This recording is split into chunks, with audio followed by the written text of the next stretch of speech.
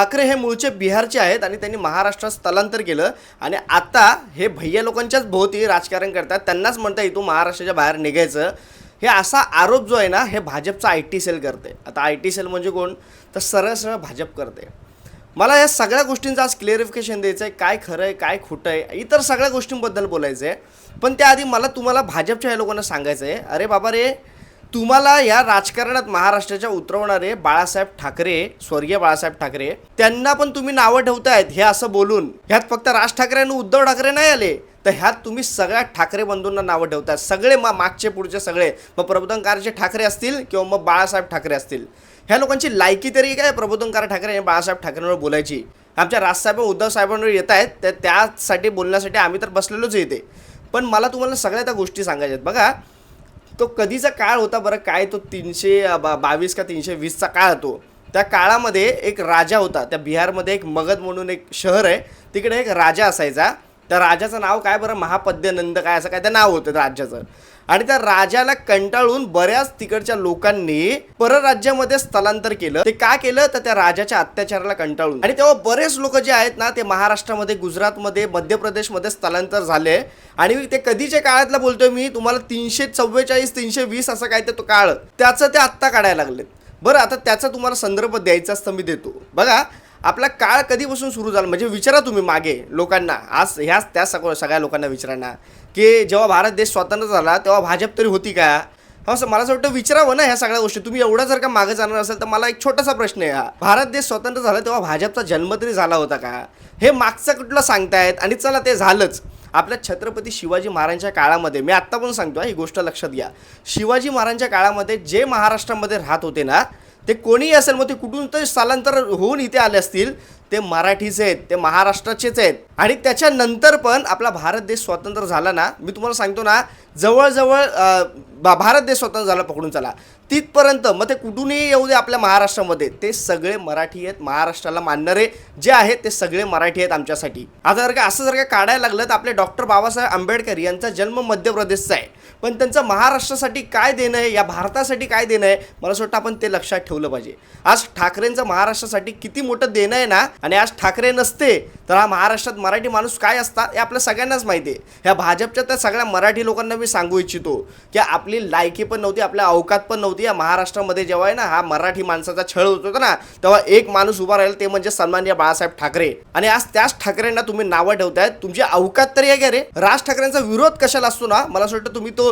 राजसाहेबांचा Hindi video आहे ना, तो जो राजसाहेबांनी सांगितलं होतं उत्तर भारतीयांच्या मंचावर जाऊन की काय प्रॉब्लेम आहे, काय समस्या आहे, काय नक्की त्यांची भूमिका आहे ना ह्या उत्तर भारतीय बिहारी लोकांच्या, भैया लोकांच्या विरोधामध्ये, एकदा मला असं वाटतं तेव्हा तुम्ही पाहावं. ह्यांना फक्त राजकारण करायचं आहे या भाजपच्या लोकांना, आणि त्याच्यामुळे हे टीका करतायत. हे टीका करायचं माझ्या डोक्यात ते आलं की हे टीका करतायत म्हणजे ती आमच्या बाळासाहेबांवर पण टीका झाली, आमच्या स्वर्गीय प्रबोधनकार ठाकरे यांच्यावर पण ती टीका झाली. आणि ही टीका मराठी माणूस शांतपणे सहन करणार?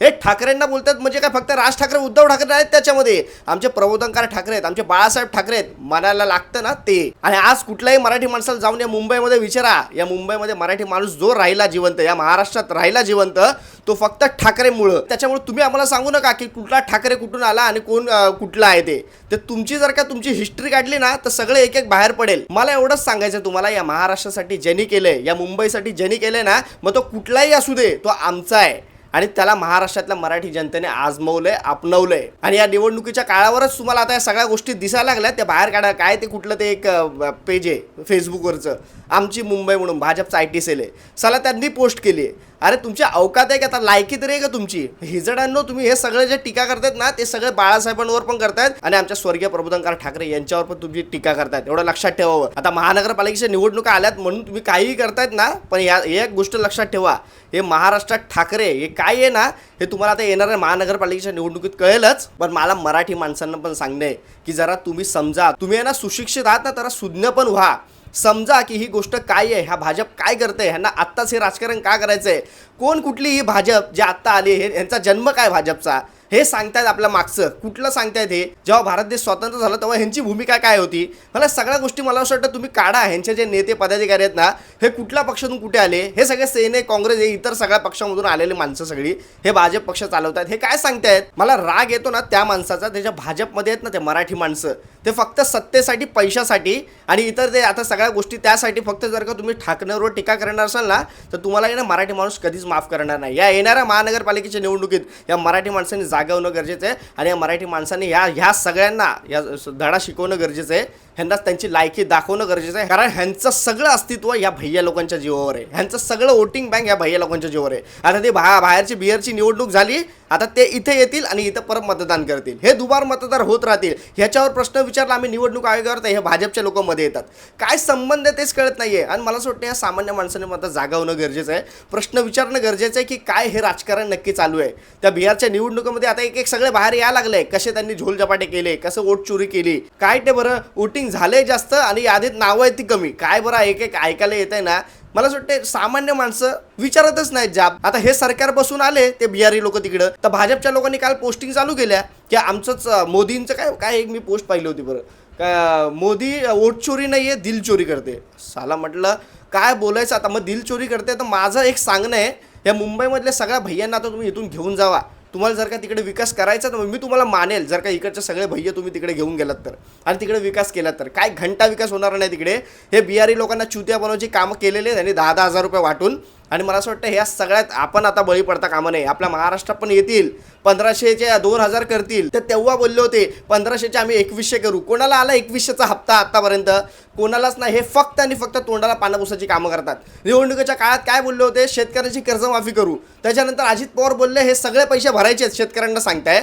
ह्या लोकांनी ना आता जे मराठवाड्यात पूर आलेत ना ह्याच्या सगळ्या गोष्टी ज्या आहेत ना आता या निवडणुकीच्या आहे ना तोंडावर हे जाहीर करतील शेतकऱ्यांना, कारण ह्यांना मतं पाहिजे. माझ्या शेतकऱ्यांना पण सांगणे आहे की तुम्ही समजा जेव्हा तुम्हाला मदत हवी होती ना तेव्हा तुम्हाला ह्यांनी मदत केलेली नाही. आणि हे सांगतात काय उत्तरं काय देतात, ती प्रोसेस मोठी असते. ही प्रोसेस निवडणुकीच्या तोंडावर तुम्हाला करायची असते ना, त्याच्यामुळे सगळे धंदे आहेत. माझं हे मराठी माणसांना सांगणं आहे बाबा रे, या महाराष्ट्रासाठी या मुंबईसाठी जो लढलाय ना मसाला तो कुठलाही असू दे. मी तर मानतच नाही की ठाकरे कुठले इकडं तिकडचे आहेत, पण मी तुम्हाला एक सांगतो या महाराष्ट्रामध्ये या मराठी माणसासाठी ज्यांनी केलंय ना ते म्हणजे आज ठाकरेचे आहेत. मला या महाराष्ट्रातल्या मराठी माणसाला फक्त सांगायचं आहे, हे जे काढतायत ना मागचं पुढचं आपल्यातले पण बरेच जण आहेत जे स्थलांतर होऊन इथून तिथून. या भारत देश म्हणजे कोण होता आधी, काय होता तो भारत देश होता. त्याला का भारत देश बोलायचे? आपलं जेव्हा भारत देश स्वतंत्र झाला त्यानंतर काही नियम आणि अटी, काही संविधानामध्ये बदल झाले, त्याच्यानंतर ज्या सगळ्या गोष्टी झाल्या त्याला आपण अनुसरून सगळ्या गोष्टी बोलत असतो.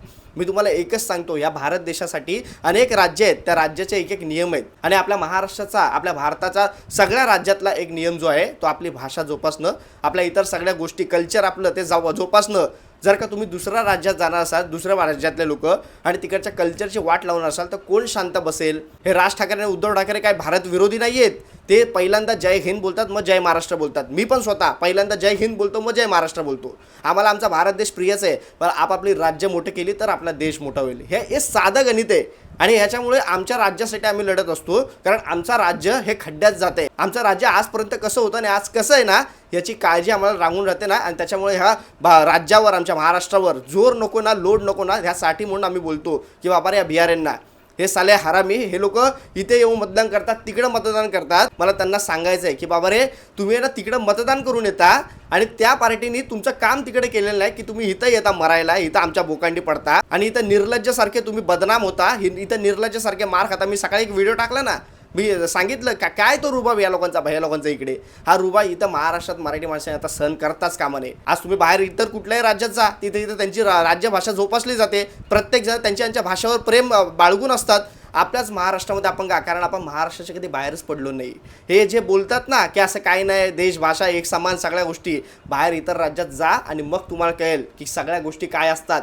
काय तुमची हिंदी भाषा त्याला व्हॅल्यू आहे ना. बँगलोरमध्ये जा, खाली तिकडे साऊथमध्ये जा, कळेल तुम्हाला हिंदी भाषा पण बोलली जात नाही. गुजरातमध्ये ह्या भैया लोकांना एवढं मारलं, त्या लोकांनी एक चकार शब्द काढला त्याच्याबद्दल आणि मराठी माणसाने कानाखाली मारले की तुमच्या गांडेला झोमतं. आम्ही काय देश विरुद्ध नाही आहे. आम्ही एकच सांगतो तुम्हाला, या महाराष्ट्रात राहत असताना, या प्रत्येक कुठल्याही देशाच्या राज्यात राहत असताना एक राज्याचे नियम आणि अटी आहेत. मला असं वाटतं ते आपण जपणं गरजेचं आहे. मी स्वतः देशप्रेमी आहे आणि मला देशाचा आदर आहे, पण त्याआधी माझा महाराष्ट्र, मला महाराष्ट्र धर्म हा महत्त्वाचा आहे. आणि त्याच्यामुळे हे हिंदू धर्म इतर सगळ्या गोष्टी आहेत ते आम्ही मान्य करतोच, पण ते आपापल्या राज्यात.